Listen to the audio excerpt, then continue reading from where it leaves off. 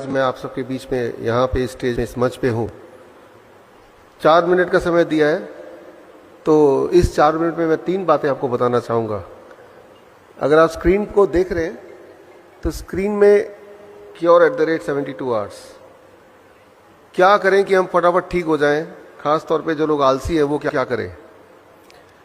पहली बात तो दवा क्या होती है, मेडिसिन क्या है। अगर आप डिक्शनरी में देखेंगे तो डिक्शनरी में मेडिसिन का मतलब सिर्फ टैबलेट, कैप्सूल, टॉनिक ही नहीं, कोई भी ऐसी साइंस जो आपको क्योर रहने में करने में या दवाई या बीमारी को प्रिवेंट करने में मदद करती हो, उसे हम मेडिसिन बोलते हैं।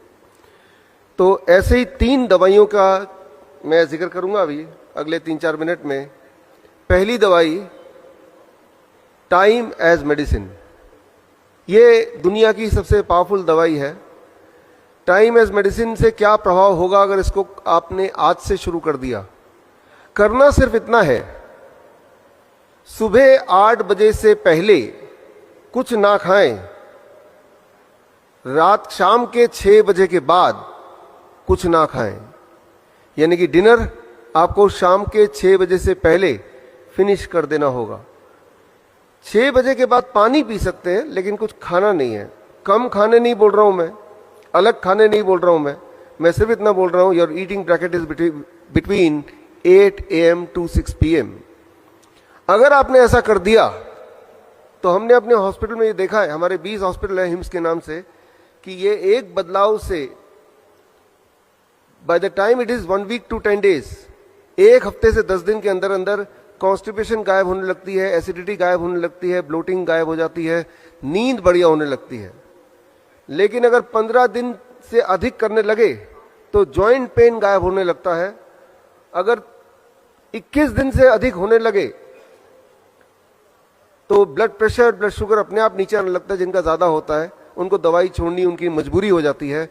और कहीं अगर आपने 1 महीना भर कर लिया तो गैस्ट्रिक इसोफेगल रिफ्लेक्स डिजीज, जिसका पेन लगभग हार्ट अटैक के बराबर का ही होता है, वो ठीक होने लगता है, ठीक हो जाता है। और साथ में आपका वेट, जो लोग मोटे हैं, ऑन एवरेज मैंने देखा है 5% वेट आपका ड्रॉप हो जाता है। तो that is the time as medicine. सिर्फ इतना ध्यान रखना है, सुबह 8 बजे से पहले कुछ ना खाएं और शाम के 6 बजे के बाद कुछ ना खाएं। इसके पीछे का साइंस क्या है, वो जिनको समझने में रुचि है तो वो मेरी किताब ये पढ़ सकते हैं biswarup.com/ebook में जाके, तो आपको साइंटिफिक एस्पेक्ट पता चली जाएगा। लेकिन आप में से वो लोग जो जल्दी में हैं कि भाई ये तो 1 महीने का पूरा एक टाइमलाइन हो गया, जिनको 2-3 दिन में ही रिजल्ट चाहिए, तो इस टाइम एज मेडिसिन के साथ एक दवाई और जोड़िए, दूसरी दवाई, that is called food as medicine. आप में से कितने लोग ऐसे हैं जिनको DIP डाइट का थोड़ा बहुत आइडिया है? आप में से किसी ने सुना है पहले? यहाँ तो हाथ रेज है, उधर कुछ हाथ रेज है, यहाँ भी मैं देख रहा हूँ, धन्यवाद, थैंक यू।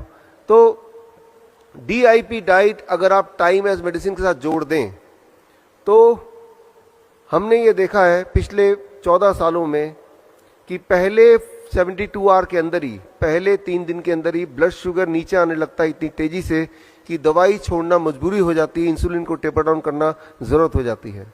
लेकिन अगर DIP डाइट अगर 3 से 7 दिन तक करें तो ब्लड प्रेशर तीसरे दिन के अंदर अंदर इट स्टार्ट ड्रॉपिंग, तो यानी कि ब्लड प्रेशर की दवाई भी छोड़ना जरूरी हो जाता है। सिमिलरली कोलेस्ट्रॉल भी नीचे आने लगता है बड़ी तेजी से। इंटेस्टाइनल जितने भी डिसऑर्डर हैं with in a weeks time, उसमें भी क्लियर रिस्पॉन्स आता है और वो ठीक होने लगता है। लेकिन कहीं अगर आपने 1 महीना कर लिया DIP डाइट तो 10% वेट लॉस होता है ऑन एवरेज जो लोग मोटे हैं। First month, second month onward 5% till you achieve your normal BMI। जो एंजाइना अगर है, चेस्ट पेन वगैरह है, तो 1 महीने में वो गायब हो जाता है, हमने ये देखा है। थायराइड डिजीज अगर किसी को है तो 2 महीने के बाद अगर आप थायराइड चेक कराएंगे तो आप देखेंगे कि थायराइड आपका नॉर्मल की तरफ आ गया या बिलो नॉर्मल आ गया, और अब अगर आपने थायराइड की गोली नहीं छोड़ी तो हाइपोथायराइड हाइपरथायराइड में भी बदल सकता है या बदल जाता है। मतलब ये कि दवाई छोड़ना आपकी ज़रूरत हो जाएगी। 6 महीने तक कहीं कर लिया तो हमने देखा अपने पेशेंट्स में कैंसर में उनको क्लियर इंप्रूवमेंट दिखता है, उसकी इनहेलर छूट जाता है अस्थमा के पेशेंट्स का, और बॉडी पेन गायब हो जाता है अर्थराइटिस के जो पेशेंट होते हैं। 8 महीने तक कर लिया तो हमारे सबसे ज़्यादा पेशेंट किडनी डिजीज़ के होते हैं, क्रॉनिक किडनी डिजीज़, उनकी किडनी रिवर्स हो जाती है, उनकी किडनी फंक्शनिंग ठीक होने लगती है, ठीक हो जाती है। स्किन डिसऑर्डर में क्लियर बेनिफिट दिखता है, लिवर डिसऑर्डर में क्लियर बेनिफिट दिखता है। 3 महीने के अंदर आंखों से जुड़े हुए जितने भी, चाहे वो कैटरैक्ट हो, ग्लूकोमा हो, या आप में से कई लोग ने चश्मा पहना है, तो इसमें वी हैव सीन कि कैटरैक्ट गायब हो गया, ग्लूकोमा ठीक हो गया, चश्मे की ज़रूरत बिल्कुल ख़त्म हो गई। ये बहुत कॉमनली हमें दिखता है। और इवन हार्ट वॉल्व के जेनेटिक डिफेक्ट में भी सिम्टोमेटिक इंप्रूवमेंट दिखते हैं if when the patient they do it between 9 months to 1 year। तो ये टाइमलाइन जो हमने इस कलेक्ट किया है हमारे हॉस्पिटल से और पिछले 14 साल के एक्सपीरियंस से, तो आपको ये दोनों दवाई जोड़नी है। लेकिन एक तीसरी दवाई कर बता के मैं इसको कंक्लूड करूँगा, जो इसके बिना जोड़े बिना थोड़ा सा अधूरा हो जाएगा।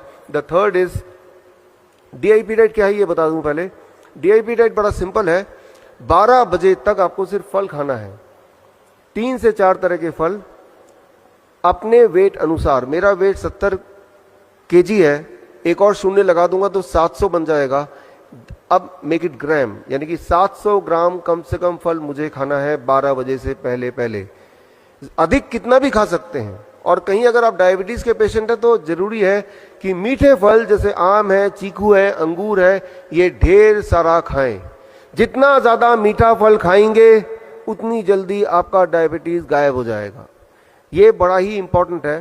तो आम का सीजन जब होता है तो हम 1 किलो 2 किलो आम तो खिला ही देते हैं अपने पेशेंट्स को, आप घर पे कर सकते हैं। तो 12 बजे तो कुछ और नहीं खाना है, ना रोटी, ना चपाती, ना नूडल्स एक्सेट्रा।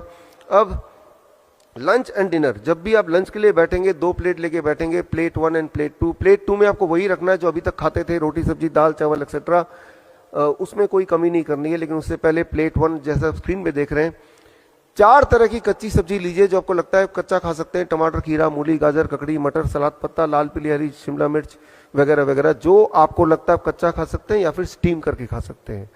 अब उसको अगर दवा के रूप में आप चाहते हैं कि वो काम करे तो उसकी खाने की क्वांटिटी वेरी इंपॉर्टेंट। आपका बॉडी वेट इंटू 5, मेरा body weight 70 kg into 5, that becomes 350 ग्राम। तो 350 ग्राम से कम खाऊंगा तो वो फूड है, अगर मैं 350 ग्राम के आसपास खाऊंगा then it becomes a medicine. तो इतना वेजिटेबल कच्चा खाने के बाद, साथ नहीं बाद, अब आप प्लेट 2 यानी कुक्ड फूड भरपेट खा सकते हैं। अगर दिमाग में थोड़ा भी ये शक है इतना सारा सलाद खाने के बाद मेरा पेट भर जाएगा, मैं कुछ नहीं खा पाऊंगा, और तो आप देखेंगे कि आपकी एपिटाइट, आपकी भूख, आपका मेटाबॉलिज्म उल्टा बढ़ जाएगा 2-3 दिन के अंदर, और जितनी रोटियां अभी आप खाते हैं उतनी या उससे अधिक खाने की आवश्यकता पड़ेगी, in spite of the fact कि आप पहले सलाद प्लेट भर के खा चुके हैं। प्लेट 1 एंड प्लेट 2 लंच में भी यही करना है और डिनर में भी यही करना है। याद रखिए, लंच ऑब्लिक डिनर। एक आखिरी छोटी सी बात, और वो ये कि 2 तरह की चीजों को छोड़ दीजिए। जो भी चीज पैकिंग में आती हो, पैक्ड होती हो, फैक्ट्री से आती हो, और जो भी चीज जानवरों से आती हो। जानवरों से कौन सी चीज आ सकती है? अंडा, मीट, मछली, या फिर डेयरी प्रोडक्ट, दूध, दही, लस्सी, मक्खन, घी, पनीर, छाछ। छोड़ के देखिए एक बार, जिंदगी भर लेते रहे हैं, और कुछ चीजों को जोड़ लीजिए। स्प्राउट्स हैं, नट्स हैं, मुट्ठी भर खा लीजिए जब मर्जी, 6 बजे के बाद नहीं, शाम के उसके बीच में एज ए स्नैक्स। फल 12 बजे के बाद भी खाया जा सकता है एज ए स्नैक्स। धूप में बैठिए 40 मिनट, नहीं बैठ सकते 40 मिनट तो 20 मिनट बैठिए, 20 मिनट भी नहीं बैठ सकते तो 10 मिनट तो बैठ ही लीजिए। तो अब जो मैंने आपको बताया, this is what is called DIP diet, right, along with the time as medicine. एक आखिरी मेडिसिन का जिक्र करेंगे, यहाँ पे अंडरस्टैंड करेंगे, and with that we can conclude, that is 0 volt medicine. ये बड़ा इंटरेस्टिंग है, इसमें कोई पैसा भी खर्चा नहीं होना है। आप देख रहे हैं जितनी इलेक्ट्रिकल इक्विपमेंट यहाँ आपको दिख रही है, उसमें सारे के सारे अर्थिंग से कनेक्टेड है, यानी कि जो ऊपर वाला पिन होता है उससे जुड़े हुए हैं। अगर कोई भी आप में से इलेक्ट्रिशियन बैठा है तो उनको अगर पूछेंगे कि अर्थिंग से क्यों कनेक्ट किया, उसके बिना तो भी तो चलेगा, तो बोलेंगे एक बड़ा कारण है कि अर्थिंग से कनेक्ट करने से ये सारे इलेक्ट्रिकल इक्विपमेंट ज्यादा लंबा चलते हैं, उनकी आयु बढ़ जाती है। आपके घर का फ्रिज, आपका घर का टीवी भी अर्थिंग से जुड़ा है। लेकिन इंसान जैसे अभी आप बैठे हैं, कंक्रीट पे बैठे हैं या फर्श पे बैठे हैं और जूते पहन के बैठे हैं, तो आप अर्थ से कनेक्टेड नहीं हैं। सारे जानवर अर्थ से कनेक्टेड हैं, बिकॉज वो जूते नहीं पहनते हैं, वो जंगल में रहते हैं, ग्राउंड में रहते हैं। एक इंपॉर्टेंट बात मैं आपको बताना चाहता हूं, जो इंजीनियर से वो समझें कि अभी आप यहां से बाहर निकल के जाएंगे, अपना जूता उतार के जहां आपको मिट्टी मिले, घास मिले, जैसे ही वहां पे रखेंगे, जैसे ही वहां पे रखेंगे, with in the first 10 second, 10 second के अंदर आपका बॉडी का वोल्टेज शून्य हो जाएगा।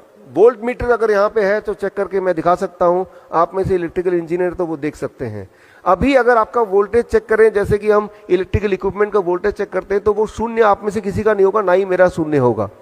हम सबकी वोल्टेज होगी थोड़ी बहुत 0.2486। वोल्टेज जब हमारी शून्य हो जाती है तब हमारी इम्यूनिटी सबसे हाईएस्ट पॉइंट पे रहती है। और वोल्टेज को शून्य करने का सिर्फ एक ही तरीका है, धरती माँ के पास जाना, धरती को डायरेक्टली छूना, और जैसे ही छूते हैं तो धरती से लगातार इलेक्ट्रॉन आपके बॉडी में आती है और आपकी वोल्टेज शून्य हो जाती है 10 सेकंड में।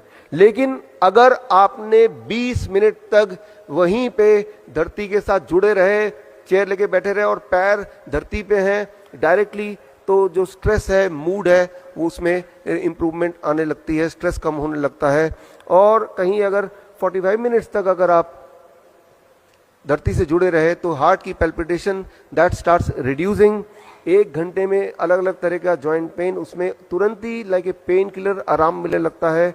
अगर 1-2 घंटे आप धरती से कनेक्ट रहेंगे तो उस रात की नींद अच्छी होगी।